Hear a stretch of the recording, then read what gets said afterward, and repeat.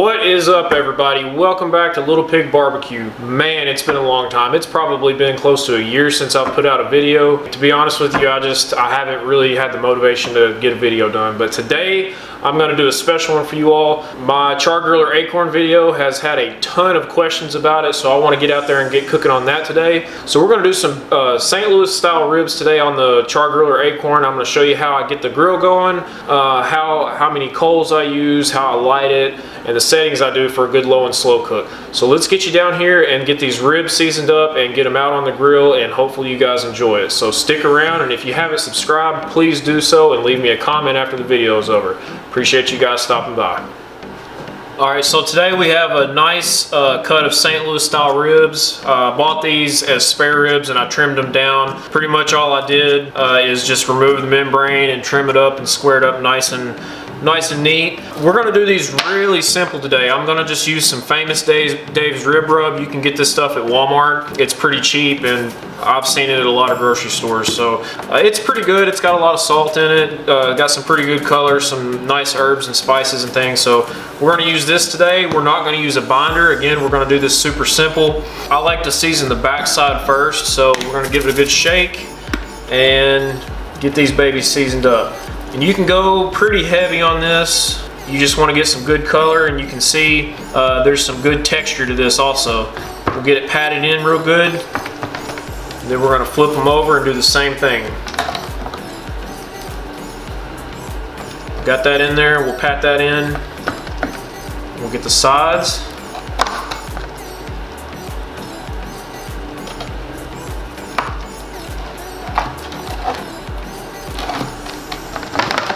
Alright, we're going to let this sweat probably around 15 minutes or so. In the meantime, we're going to get out there and get the grill going, and I'll show you how we set that up today for these ribs. Hopefully this will be a good cook, so stick around. Appreciate you guys watching. Alright guys, we're out here at the Char-Griller Akorn. We're going to get her going, and I'm going to show you exactly how I get this thing going for a low and slow cook, and I'm going to make it as easy as possible for all you guys that have just now gotten into this type of cooker. First thing I'm going to do is you're going to start with a very clean grill. I got all the ashes cleaned out. I'm going to open up the bottom vent all the way, the top vents all the way open, and that's how we're going to get these coals going. I usually fill the charcoal basket up about halfway.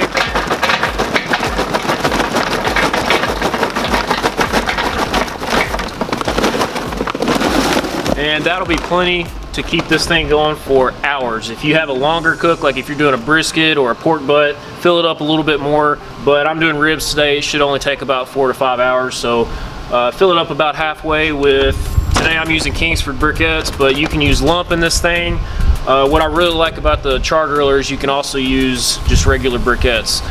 Works just as good. You can't do that on your typical Kamados because the vents at the bottom will get clogged with the ashes from the briquettes. But today we're using just regular charcoal briquettes. If you don't have one of these, highly recommend you get one. Makes starting these things a lot easier. And I'll just get the very center of it going. Should only take a couple minutes. Alright, so this has been going for about 5 minutes. We've got a good bed of coals down here. There's probably about 6 or 7 coals that are lit. That's all you really need with this. It's really efficient. So you can start this with anything. You can use Weber starter cubes. You can use a chimney and light a few and dump in. I just like using the torch. It's really fast, and who doesn't like using a torch? If you're interested in that, I'll have a link in the description box of where you can get that. So this has been going now for about 5 to 10 minutes. It's all the time we need. So we're going to throw a couple wood chunks on here. Today I'm using cherry, and then we're going to get the plate setter in, get it closed up, and let it come up to temp before we start dialing it back and get it really at the right temperature where we want, which I'm shooting for 225 to 250 today. So let's get these wood chunks in here and get it up to temp. Just got a couple fist-sized chunks. I'm going to put one over to the edge, and I'm going to put one kind of right in the center of these coals, and then just lay your plate setter on here. And that should be it. We'll close it up. And again, the vents are wide open. We're going to leave them open for a little bit, just until the cooker comes up to about 200, and then we'll start dialing it back so we can get that temperature that we want. So we'll be back. All right, so we're setting at about 200 degrees, so we're gonna start dialing the temperature back so we don't overshoot where we're trying to be. First, remember those grates that were a little bit rusted? Well, I got that kind of scraped off, and I'm gonna spray it with some cooking spray, and that's gonna really help re-season it as it heats up. Just give it a good heavy dose. Use canola, vegetable oil, and that'll re-season this bad boy. It'll be ready to cook on. To hit 225 to 250, I'm gonna dial this back to 1. Down here, these are also marked 1, 2, 3, 4, 5. I'm also going to put this on exactly 1. From what I found, this is the perfect setting for 250, and once it's there, it won't move unless you open the lid up a bunch, which we're not going to do that. We're going to give it about another 15-20 minutes, and these ribs are going to be ready to put on. All right, this bad boy is at 225. It's probably going to go up a little bit more to about 250, which is perfect. Take a look at these babies. We've got some good color. They're gonna have some good texture. You can see the larger herbs that are in there. So we're gonna get these on and just wait from there. Got some good smoke rolling out of there. That cherry's gonna be really good with these. And all I'm gonna do is lay them right in the center. Kind of bunch them together, straighten them up a little bit, and close it up. And that's it. From this point forward, there's not gonna be any adjusting the top or the bottom. It's gonna run exactly where I want it, which is 250. So we're gonna come back and check on these in about 2 hours, and they should be ready to wrap. So stick around. All right, everybody, it's been about 2 hours, about 2 hours and 10 minutes actually. Let's get you in here and look at the grill. You notice I am hanging out at around 225, which is perfect. I haven't done anything at all to this. I haven't adjusted the vents, and I've only opened it up one time just to see how the color looked. And the color looks really good, so let's get you in here and look at it. All right, as you can see, you got some good color.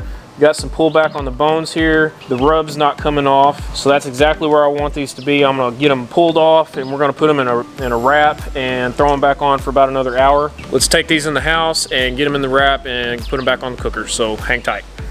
All right, so we got these ribs in the house. They smell amazing. You can really smell that cherry smoke. The bark is really nice, set up really good. So what we're gonna do now is we got 2 pieces of aluminum foil, and I'm just gonna put a good layer of butter. You can use squeezed butter, or you can cut up real butter. I've got a half a stick of butter here. I'm just gonna lay down on the foil. And this is gonna give it some richness and kind of give it a little extra fat to cook in this wrap. You could use a whole stick if you want. I'm just using a half a stick. This is what was already in the refrigerator. So I'm gonna get that down. And then today I'm not doing a traditional barbecue rib. I'm gonna try this out. It's a roasted pineapple and habanero glaze. And I've never used this on ribs before, but we're gonna give it a try. Looks like it's got some chunky pineapple and maybe some peppers and stuff like that cut up in it, so it should be pretty good. And all I'm doing here is just gonna give it a little bit of a drizzle, not a lot. And then we're going straight on with the rack. So you got the rack of ribs right here. Color looks good. We're gonna flip them over, put the meat side down on the butter and the glaze. And then if you see anything like little burnt pieces, go ahead and pull that off now. So this is it. This is all I'm doing. I'm not putting anything on the back side. And we're just gonna wrap this up as tight as we can. We're gonna be really careful not to poke the bones through the foil. We don't want to lose any of this juice that's gonna render out of these ribs. I'm just gonna fold it over a couple times here. Just like that. And we're ready to go back out on the cooker. All right, so we're back out here at the grill. Got our foil wrapped here. We're gonna check the temperature one more time to make sure it hasn't shot up too much on us. And it looks like we're running around 250. Perfect, we're not gonna adjust it or anything. So we're gonna get it opened up, and we're gonna set the foil right in the center again, meat side down. And again, make sure it's good and tight, and get it closed back up. And from there, we're gonna wait probably another hour, and we'll check it for tenderness, and we'll get it out of that wrap, and we'll get a good glaze on it, let that caramelize, and we'll be ready to eat these babies. All right, guys, we're back out here at the Akorn, and I'm gonna check these ribs probably for one last time. I want you to see we are rolling still at 250 degrees. It's been about 3 hours and 15 minutes or something like that. So we're gonna open it up and see what they look like. Get in here and get this foil off. And right now, all I'm doing is I'm just gonna check for some tenderness, which I can tell by the way those bones are pulled back there. These are right where I want them. So But if you want to do the toothpick test, I'm going to use a probe. You're just going to stick the probe in between the bones and it should go in like butter. And these are perfect, and if you're worried about temperature on these, reading about 205 to 210. So what I'm going to do now is I'm actually going to make a little boat. So we're just going to fold the foil over, and all this is going to do is make it easy for me to get it in and out of the house. Because we got one more step and these will be finished. Alright, so first thing I'm going to do is I'm just going to flip them over. So now I'm going to take that same glaze that I had, this roasted pineapple and habanero, and I'm going to dump some right on top. Just a little bit. All we're going to do is glaze this on, and I'm not really rubbing it in, I'm just kind of patting it on there and letting it run down the side. And you can see the pineapple chunks. It looks like there's some habanero peppers in there. Alright, I'm going to close it back up and I'm going to let it go for probably another 15 to 20 minutes, and that's just going to tighten these ribs back up so they don't fall apart, and set that glaze on here. Alright everybody, we're back out here for the last time. Let's get in here and check these out and see how that glaze set. Oh man, you can really see where the pineapple's starting to brown a little bit. Nice and sticky looking, so these are perfect. I'm gonna get these on this cutting board, get them in the house, and we're gonna let them rest before we cut into them. Give me a few minutes and we'll get inside. Alright guys, we're back in the house with these. These smell amazing and this glaze looks gorgeous. So check these babies out. We're about to cut them up and we're going to try one. I'll let you know how this glaze is. Alright, you can see this gorgeous color on these. You can see the peppers and the pineapple chunks that kind of browned a little bit from setting that glaze for that last 15 or 20 minutes on the cooker. It's not falling apart. So we're going to cut into these and see what they taste like. I'm gonna go right down the middle here. Check that out. Looks really good. Here it is. It is kind of falling off the bone a little bit.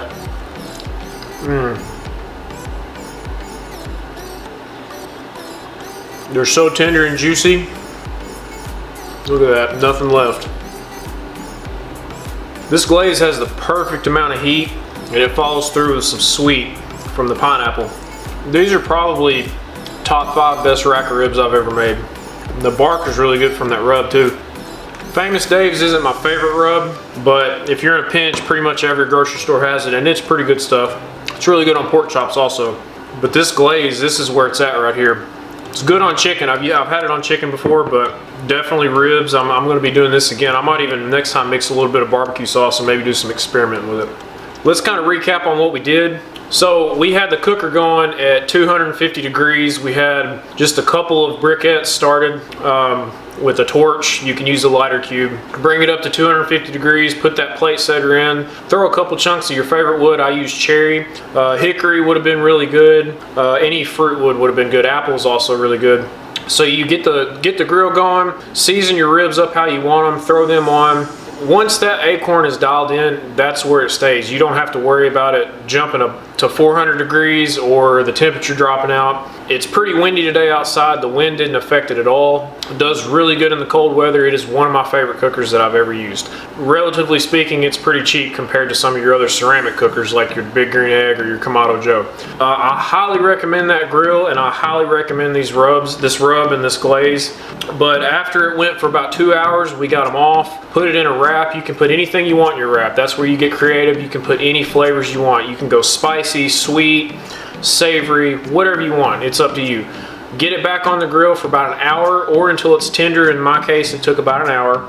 Probe it with a toothpick. If the toothpick goes in the meat like butter, it's done. You don't have to worry about temperature on ribs.